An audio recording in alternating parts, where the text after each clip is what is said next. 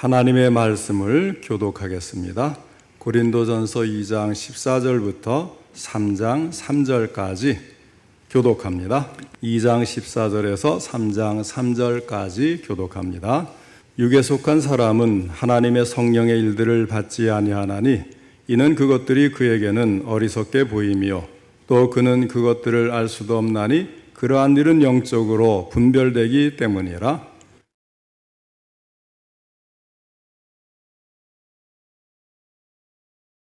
누가 주의 마음을 알아서 주를 가르치겠느냐? 그러나 우리가 그리스도의 마음을 가졌느니라.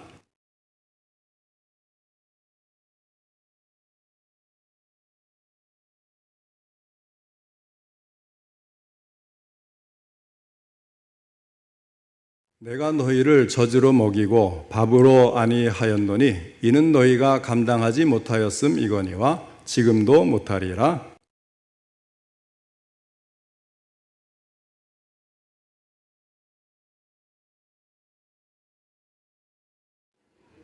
아멘. 이 시간에는 세 종류의 사람들이라는 제목으로 함께 말씀을 듣겠습니다. 먼저 하나님께 기도드리겠습니다. 하나님 아버지, 오후 예배도 저희들의 예배를 받으시며 귀한 말씀 주시니 감사를 드립니다. 이 말씀을 통해서 우리에게 하시고자 하는 하나님의 음성과 그 뜻을 깨달을 수 있도록 전할 때도 들을 때도 성령님이 함께 하시고 도와주시옵소서. 믿음으로 실천할 수 있도록 성령 충만을 주옵소서. 예수님의 이름으로 기도하옵나이다. 아멘. 네, 오늘 본문에서 사도 바울은 고린도 교회 교인들에게 영육의 차원에서 분류하여 세 가지 종류의 사람들에 대하여 말씀을 하고 있습니다. 그것은 2장 14절에 육에 속한 사람이 있고요. 그 다음엔 2장 15절에 신령한 자가 있습니다. 또 3장 1절에 육신에 속한 자, 곧 그리스도 안에서 어린아이와 같은 사람의 세 가지입니다. 그러면서 고린도 교회 교인들은 아직도 육신에 속한 자라고 3장 3절에서 말씀하고 있습니다. 영육의 차원에서 세 가지 종류의 사람으로 구분하고 그 각각의 사람들의 특성을 살펴보면서 함께 은혜 받기를 원합니다. 첫째로 육에 속한 사람이 있습니다. 바울은 복음을 전해도 이해하지 못하고 도리어 거부하는 사람을 육에 속한 사람이라고 말합니다. 여기서 육에 속한 사람은 불신자, 곧 자연인을 가리킵니다. 이 사람들은 하나님의 성령의 일들을 받지도 아니하며 영에 속한 일이 어리석게 보이며 영에 속한 일을 깨닫지도 못한다고 하였습니다. 이런 사람들은 밤에 예수님을 찾아왔던 니고데모처럼 세상적으로는 다 갖추었지만 어머니의 모태에서 한 번밖에 태어난 일이 없는, 다시 말해서 중생이 무엇인지 알지도 못하고 체험도 없는 사람입니다. 또 그들은 육적으로는 살아있으나 영적으로는 사실상 죽은 사람들입니다.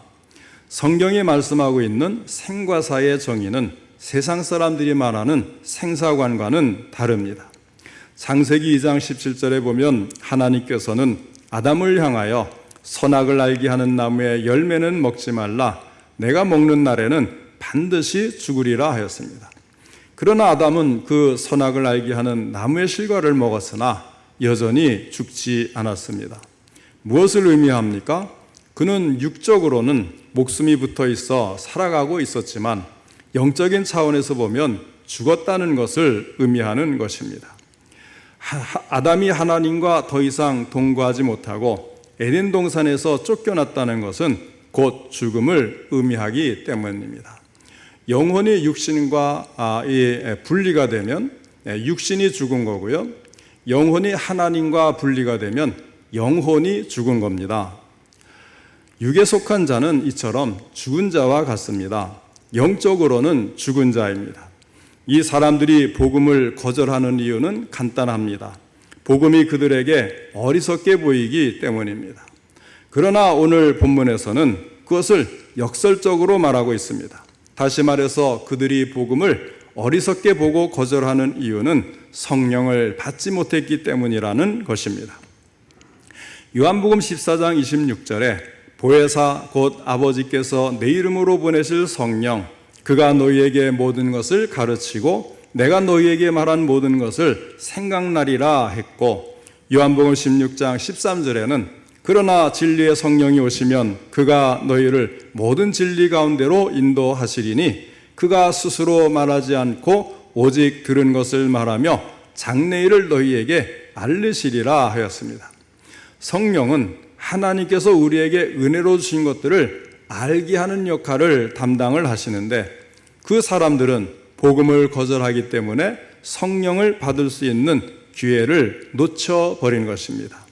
그래서 그들은 육에 속한 사람인 것입니다. 어리석게 보인다고 하는 이 어리석게라는 말은 헬라어로 모로스라고 하는데 맛이 없다, 무미건조하다 이런 뜻으로 쓰여집니다. 그러니까 성령을 받지 못한 육에 속한 사람에게는 하나님의 말씀이 맛이 없고 무미건조하게 느껴져요. 그렇기 때문에 세상의 향락만 찾게 되는 것입니다. 어떤 교회의 집사님이 이런 간증을 하는 것을 들었습니다. 전에는 하나님의 말씀을 들으면 뭐가 뭔지 모르고 졸리기만 했는데 최근에 은혜를 받고 나서는 목사님의 설교하는 말씀이 자기에게 하는 것만 같고 설교 끝나는 시간이 너무너무 아쉽다, 이렇게 간증을 합니다. 과거에 육에 속했을 때에는 하나님의 말씀이 무미건조하고 맛이 없었는데 영에 속한 사람으로 변화되니까 그 말씀이 달고 기대가 되는 거예요. 사랑하는 성도 여러분, 우리 모두 복음을 받아들여서 성령을 받은 영에 속한 사람이 되어 하나님의 말씀이 꿀송이처럼 달고 생수처럼 느껴질 수 있기를 바랍니다. 둘째로 육신에 속한 사람이 있습니다. 바울은 예수를 믿기는 믿어도 육신에 속한 사람이 있다고 말합니다. 그러니까 육에 속한 사람과 육신에 속한 사람을 지금 구별을 해놨어요. 이거 항상 구별할 줄을 알아야 됩니다. 그냥 거듭났긴 했는데 아직 미성숙한 사람, 밥은 못 먹고 밖에 먹을 수 없는 그런 어린 신앙의 사람을 말하는 겁니다. 육에 속한 사람과 육신에 속한 사람은 구별되는 것입니다. 육에 속한 사람은 하나님과 완전히 끊어진 상태이고, 육에 속한 사람은 하나님께 속하여 있다고 하면서 믿는다고 말하지만 여전히 성령의 지배를 완전히 받지를 못하고 육신에게 끌려다니면서 육신의 지배를 받고 있는 그리스도인들을 말하는 것입니다. 고린도전서 3장 3절에서 사도 바울은 탄식을 합니다. 너희는 아직도 육신에 속한 자로다. 너희 가운데 시기와 분쟁이 있으니 어찌 육신에 속하여 사람을 따라 행함이 아니리요 하고 지적을 합니다. 그러니까 교회 안에 시기와 분쟁이 있는 고린도 교회 교인들은 육신에 속한 자, 젖 먹는 어린아이 같은 신앙, 성숙하지 못한 그런 그리스도인들이다, 이렇게 이야기를 하는 거예요. 자, 우리가 이제 이 육에 속한 사람은 여기에 해당이 아예 안 되잖아요. 육에 속한 사람은 해당이 안 되고 육신에 속한 사람이 해당하는 겁니다. 왜냐하면 우리가 교회 안에 들어와서 문제를 일으키고 말썽을 부리고 시기와 다툼과 교회의 분쟁을 일으키고 힘들게 하고 상처를 주는 사람들, 자, 이런 사람들의 육에 속한 사람이 해당될 수 있나요? 아예 교회 근처에도 안 오는데 그런 사람들은 전혀 관계가 없어요. 불신자, 육에 속한 사람, 성령이 없는 사람, 관계가 없습니다. 복음 자체를 거부하기 때문에 교회 안에 아예 들어오지도 않는 거예요.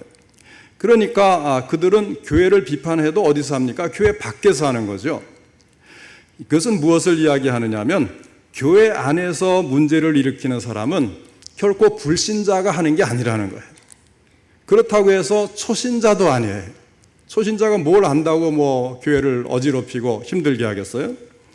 그냥 교회 나온 지는 오래됐는데 아직도 영적으로는 성장하지 못하고 제자리 걸음을 해서 어린아이 같은 신앙, 말씀을 밥으로 못 먹고 젖으로만 먹는 사람, 어린 신앙의 이런 그 육신에 속한 사람들이 교회 안에 여러 가지 시끄럽게 하고 분쟁을 일으키고 말썽을 부리고 교회를 힘들게 하는 그런 일을 하는 사람들, 이런 사람들이 육신에 속한 사람이라는 거예요. 그래서 그리스도 안에 있는 어린아이들이다 이렇게 표현을 하고 아주 직설적으로 고린도 교인들이 그렇다 지금 이렇게 얘기를 하잖아요. 여러분은 신령한 사람입니다. 정말 하나님이 정말 사랑을 주시고 복을 주실 만한 훌륭한 신앙인들입니다. 앞으로 잘합시다. 바울은 그렇게 얘기하지 않았어요.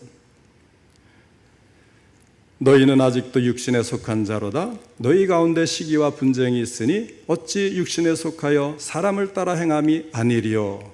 분명하게 말을 합니다. 이런 사람들에게는 두 가지 특징이 있어요. 첫째는 영적인 성장이 없습니다. 바울은 고린도 교인들을 젖으로 먹이고 밥으로 먹이지를 못했어요. 그 이유가 3장 2절에 나와 있는데 그것은 그들이 전에도 감당하지 못하였거니와 지금도 못하기 때문입니다. 성경 말씀을 깊이 있게 해석해서 이와 같은 우리 신앙인들의 삶을 살아야 됩니다. 그런데 이해도 못해요. 따를 수도 없어요. 그런 사람들은 예수님께서 십자가에 못 박히셨다는 것이 그래서 내가 죄 용서받고 예수님 믿으면 죄 용서받고 구원을 받는구나 여기까지는 되는데 이 십자가를 예수님이 못 박힌 것이 나의 일상생활 다른 사람과의 관계에서 내가 십자가에 못 박히고 자기를 부인하고 자기 십자가를 지면서 다른 사람을 섬기고 사랑하고 겸손하게 나를 낮추고 이런 일들은 아직 깨닫지도 못하고 가까이 하지도 못하는 거예요. 그들은 교회에 나와서 예배를 드리고 몇 가지 봉사에 참여해야 되는 줄은 알았는데 그 영적인 분별력과 이해력에는 아무런 변화와 성장이 나타나지를 않고 있기 때문에 그리스도 안에서 어린아이로 끝까지 남는 거예요.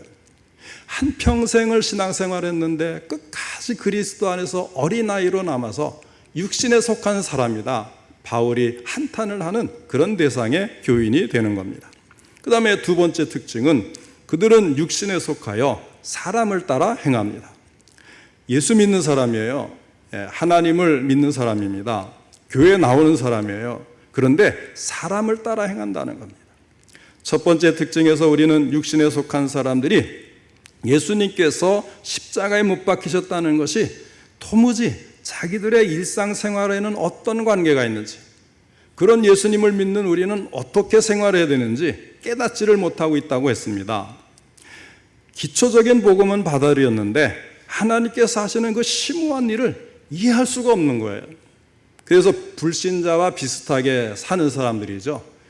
감정을 그대로 드러내고 감정에 따라서 행동하고 움직이고 도무지 자제가 안 되고 억제가 안 되고 그저 그냥 세상 사람들처럼 감정대로 살고 본능대로 살고 성령이 다스리는 그 다스림에 자기를 순종시키지 못하는 거예요. 기초적인 복음이라는 것은 예수님이 하나님의 아들이시다. 예수님께서 나를 구원하기 위해서 내 죄를 대신하여 십자가에 죽으셨다. 그리고 부활하셨다. 이런 사실을 아는 거예요. 그리고 그러한 믿음을 가지면 우리가 구원받는다 해서 믿음으로 거기까지는 받아들였어요. 그리고 여러 가지 성경의 지식을 알 수가 있겠죠.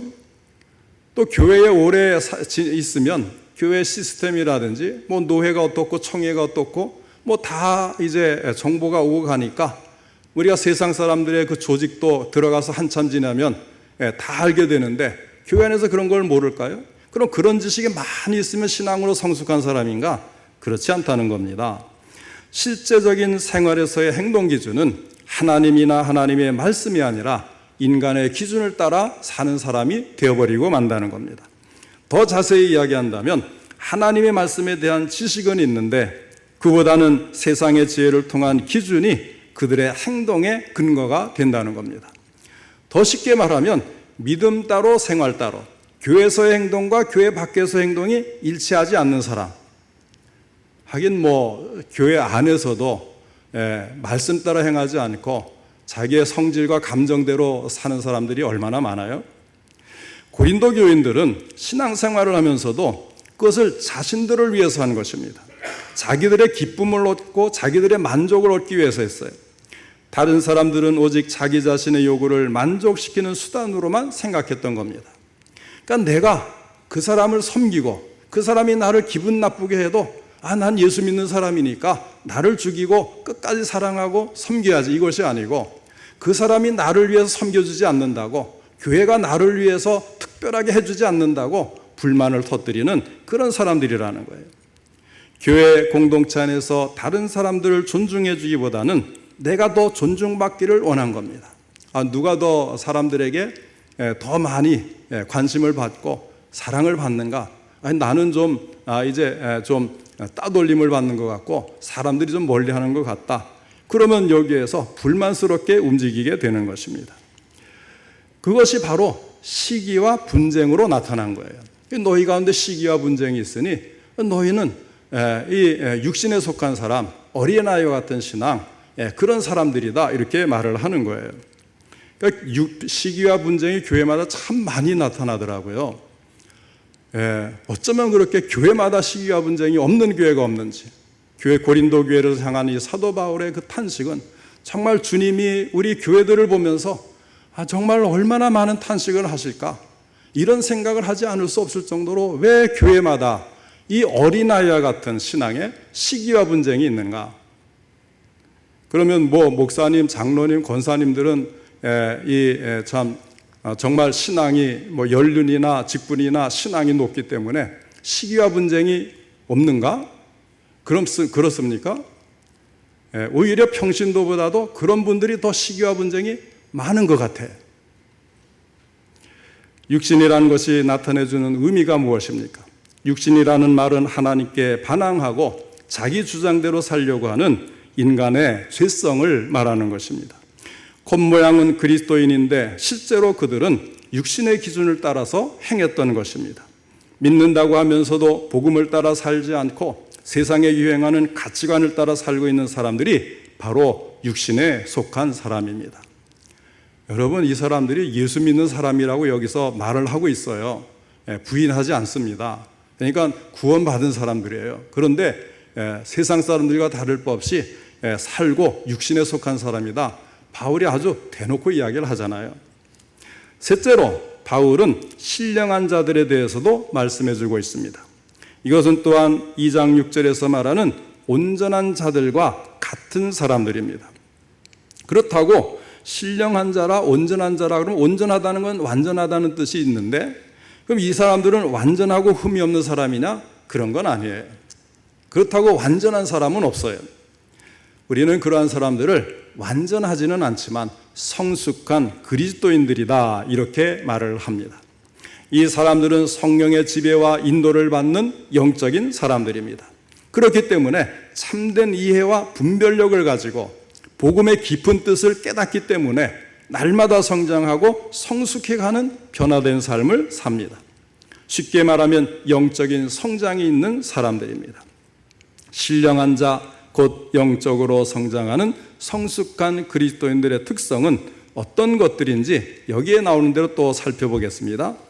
먼저 이 사람들은 모든 것을 판단할 수 있습니다.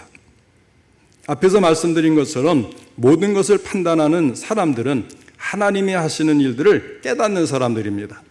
판단한다는 것은 구체적인 생활에서 무엇이 하나님의 뜻인가를 바르게 판단하고 분별할 수 있는 것을 말하는 겁니다. 눈에 보는 것으로만 알지 않고 보이지 않는 것까지도 영적으로 분별을 합니다. 어떻게 그것이 가능합니까? 요한복음 15장 15절에 이제부터는 너희를 종이라 하지 아니하리니 종은 주인이 하는 것을 알지 못함이라. 너희를 친구라 하였노니 내가 내 아버지께 들은 것을 다 너희에게 알게 하였음이라 한 말씀처럼, 그것은 주님께로부터 모든 것을 듣기 때문에 알게 되고 깨닫게 되고 그리고 바르게 행하게 되면서 모든 것을 판단할 수가 있게 되는 것입니다. 예전에 종의 위치에서 지금은 친구의 위치로 옮겨졌기 때문에 주님께서는 그들에게 알 수 있도록 말씀을 해주시는 거예요. 그래서 자신의 마음 내면에서 지도하시고 안내하시는 성령의 감동과 지시를 느끼고 순종을 하는 것입니다. 자, 반면에 신령하고 성숙한 그리스도인들은 아무에게도 판단을 받지 않습니다. 이것은 세상 사람들의 눈에 모든 것이 완벽해 보여서 판단받지 않는다는 뜻이 아니에요. 물론 바르게 판단해서 바르게 행동을 하니까 그다지 이렇게 이 남에게 판단받는 만한 일을 하지는 않겠지만은, 그러나 여기에서 중요한 것은 불신자들은 세상의 지혜를 따르고 세상적 가치 기준에 따라서 보기 때문에 하나님의 지혜를 따라서 영적인 삶을 살려고 하는 신령한 그리스도인들은 이해할 수가 없는 거예요. 그러니까 세상 사람들이 교회의 신령한 사람들의 그 생활 양식을 도저히 이해를 하지 못하는 거예요. 어떻게 사람이 그렇게까지 참 할 수가 있지? 그러면서 감탄은 하지만 왜 그렇게 해야 돼? 하고 이해를 못하는 거예요. 그래서 성숙한 그리스도인들은 자신 속에 성령을 모시고 있고 성령의 감동을 따라 행하기 때문에 어떻게 보면 어리석은 것도 같고 어떻게 보면 수수께끼 같기도 하고 도저히 판단할 수가 없는 거예요. 뭐 아주 쉬운 걸 예를 들어볼까요? 자, 교회 다니지 않는 육에 속한 사람들이 우리 성도님들이 주일마다 교회에 왜 그렇게 빠지지 않고 나오고 있는지 이해할 수 있을까요? 가까운 친척이 결혼을 해도 주일날 한다고 그러면 나는 주일에 예배 드려야 되고 봉사해야 되고 빠질 수가 없기 때문에 부조만 보낼 테니까 이해하십시오. 알겠습니다. 그렇지만 이해를 합니까? 못하죠. 그까짓 거 주일날 직장이나 직업도 하지 않는데 한 번 좀 나오면 어때? 그러면서 마음속으로는 이해를 못한단 말이에요. 젊은 청년들은 더 그렇죠. 젊은이들이 어떻게 주일날 밖에 나가서 자유활동도 안 하고 어떻게 하루 종일 교회에 모여서 그렇게 봉사를 해?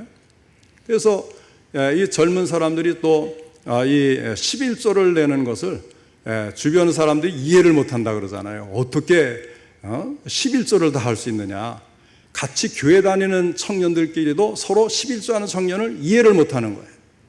이렇게 신령한 사람은 판단받을 수가 없는 겁니다. 이해를 못하니까요. 가족조차도 신앙이 없으면 도저히 이해를 못하는 거예요. 왜 우리 부모님은 우리 자식들은 다 내팽겨치고도 그냥 교회만 죽어라고 가서 교회에서 봉사만 하고 어떻게 그럴 수 있습니까? 이런 말도 한단 말이에요. 그러니 주일에 장사하지 않는다, 일하지 않는다, 11조를 바친다, 또 예수님 말씀에 순종해서 나를 괴롭히는 사람을 용서하고 사랑하고 포용한다. 누가 이해할 수 있을까요? 아무도 판단할 수가 없는 겁니다. 그리고 신령하고 성숙한 그리스도인들은 그리스도의 마음을 소유한 사람들입니다. 이런 사람들에게는 성령님께서 그 안에 거하시기 때문에 성령의 뜻을 예민하게 분별하고 받아들입니다. 주의 뜻을 깨닫기 때문에 점점 그리스도를 닮아가는 삶을 살게 되는 것입니다. 모든 것을 내 중심으로 세상의 지혜의 기준으로 생각하는 것이 아니라 예수님의 관점에서 인생을 바라보고 예수님과 같은 가치관을 가지고 예수님께서 바라셨던 것을 나도 바라게 되는 사람, 바로 그 사람이 그리스도의 마음을 가진 신령한 사람이요 성숙한 그리스도인입니다. 쉽게 말해서 하나님 중심으로 사는 사람을 말합니다. 오늘날 우리 그리스도인들이 그리스도의 마음을 가질 수만 있다면 교회에는 전혀 아무 문제도 일어나지 않을 것입니다. 더욱 따뜻하고 행복한 교회가 되고 사람들이 오고 싶어하는 그런 교회가 될 것입니다. 공동체 속에서 개인 간의 인간관계에서 빚어지는 갈등들도 해결될 것입니다. 자, 이 세 가지 모든 것을 판단할 수 있고 아무에게도 판단을 받지 않으며 그리스도의 마음을 소유한 것이 오늘 본문에서 말하는 영적으로 성숙한 그리스도인 신령한 자의 모습들입니다. 영적인 성장은 사실상 절대적인 평가가 되어지는 것이 아니고 상대적으로 생각할 수 있는 문제입니다. 그리고 어느 순간에 갑자기 도달하는 것이 아니고 점진적으로 조금씩 때로는 좀 더 급격하게 그러나 단계적으로 이루어지는 것입니다. 왜냐하면 완전히 성화를 이룰 때까지 우리는 계속해서 성장을 해야 되는데 바로 그 과정 속에 있는 것이 영적 성장이기 때문입니다. 지금 보아도 참 성숙한 분이다 이렇게 생각을 해도 우리가 참 육신을 우리가 벗어나서 완전한 영화를 이룰 때까지는 더 성장해야 되는 거예요. 그러니까 성숙해져 가는 그리스도인이 되는 것입니다. 이것을 우리는 영적 진보라고도 이야기를 하죠. 자, 오늘 본문에서는 육에 속한 사람, 육신에 속한 자 곧 그리스도 안에서 어린아이 같은 사람, 그리고 신령한 자의 세 가지 모습에 대해서 설명을 하였습니다. 그리고 사도 바울은 3장 3절에서 고린도 교회 교인들은 아직도 육신에 속한 자라고 어린아이와 같고 시기와 분쟁이 있다고 말씀하고 있습니다. 그러면 오늘 나 자신은 어느 쪽에 해당이 된다고 생각하십니까? 이게 중요하지 않겠어요? 그래서 모든 말씀은 읽을 때나 들을 때나 나에게 적용해야 되는 거예요. 그러면 나는 즉 육에 속한 사람일까? 육신에 속한 사람일까? 아니면 신령한 자에 속한 사람일까? 여러분 이것을 분명히 진단할 수 있어야 돼요. 그래야 우리가 신령한 자로 넘어갈 수가 있는 것입니다. 사랑하는 성도 여러분, 신령한 자는 성령의 다스림을 받는 사람입니다. 두 번째 출생하는 중생의 체험을 가지고 있는 사람입니다. 성경을 깨달아 아는 사람입니다. 말씀의 맛을 아는 사람입니다. 하나님과 깊이 관계하는 삶을 갖는 사람입니다. 성령 안에서 기도하고 하나님과 통할 수 있는 사람입니다. 신령한 것을 분별할 줄 아는 사람입니다. 주의 일을 하는 사람이요 그리스도를 닮은 사람인 것입니다. 신령한 자가 되어야 그 사람의 일생이 헛되지 않게 됩니다. 어려움을 이길 수가 있습니다. 하나님을 기쁘시게 할 수도 있습니다. 신령한 자에 속해야 우리의 삶이 동요되지 않을 수가 있는 것입니다. 사랑하는 성도 여러분, 육에 속한 자도 아니요 육신에 속한 자도 아닙니다. 오직 성령 충만하여 신령한 자에 속한 성도님들 되시기를 주님의 이름으로 축원합니다.